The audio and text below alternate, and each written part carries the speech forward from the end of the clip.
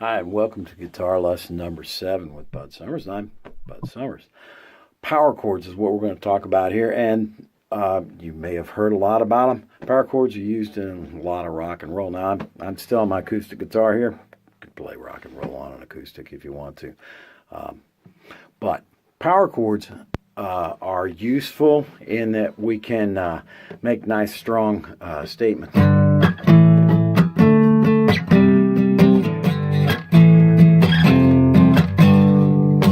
And they're pretty easy to play. We can shift around the neck. Now, we're not having any open strings on a power chord, okay? Also, we don't have the third of the chord. Chords generally have a root and a third and a fifth, and the third is what determines whether it's major or minor. We can have other parts added. We can have sevenths, ninths, 11ths, 13ths. But right now, let's just be concerned with what the power chord has. The power chord has the root and the fifth. The root will generally be the forms we're going to use today. The root's going to be on the lower string, whatever note we're playing. Now, if you know that your 6th string open is an E, it's easy to walk up that E to F. E to F is a half step.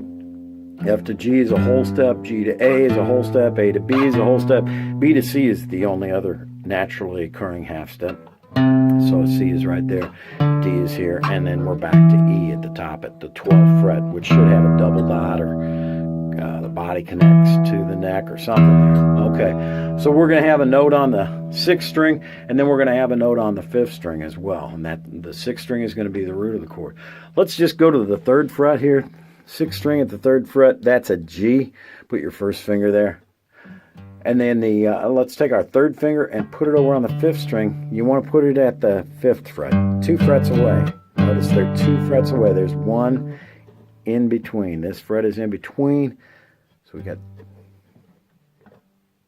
okay. So that would be a G, a power chord G, or G5, some people like to call it, because it's the root and the 5th. We have a G there, the 5th of the chord, which is a D there. Now, we're not going to hit these upper strings, 4th, 3rd, 2nd, and 1st. We're just going to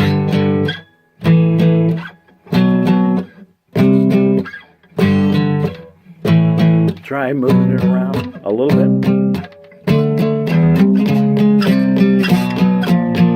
You can move chromatically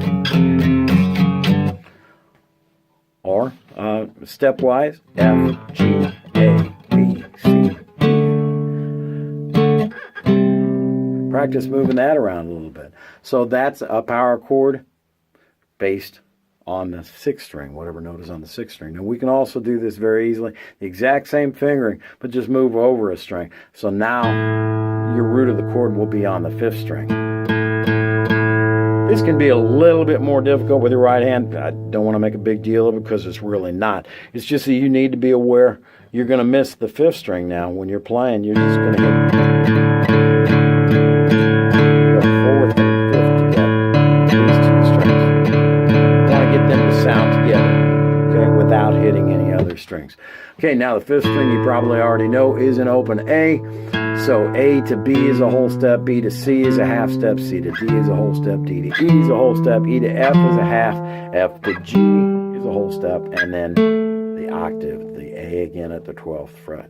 All right, again, we're going to use our first finger on the 5th string, and we're going to take our 3rd finger around and put it on the next string over, which is the 4th string, and we're going to sound the 2 of them together. Now, I'm at a C on the 5th string, so that's a C5 or a power chord C. There's a D, E, up a fret, there's an F, and now a G here, and then at the 12th fret. Okay?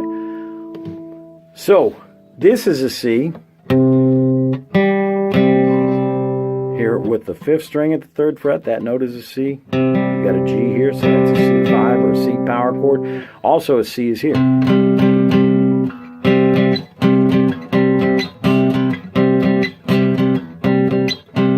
They sound a little bit differently, and that's part of the reason why we'll want to be able to know both of them.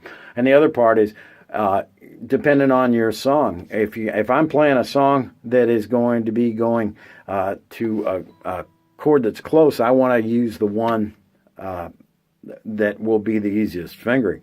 Also, we have the choice of sound. It does sound a little bit different because the higher strings are a little bit thinner. It gives a little bit brighter sound. This is a little bit duller sound. Not a huge difference, but a little bit. So that you may choose one or the other over the sound. You may choose one or the other over for the reason of easy to play, easy to get to.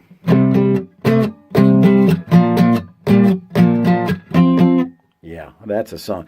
Now that's using the power chord plus an addition. But anyway, power chords, if we can understand it, just a root and a fifth, easy to play.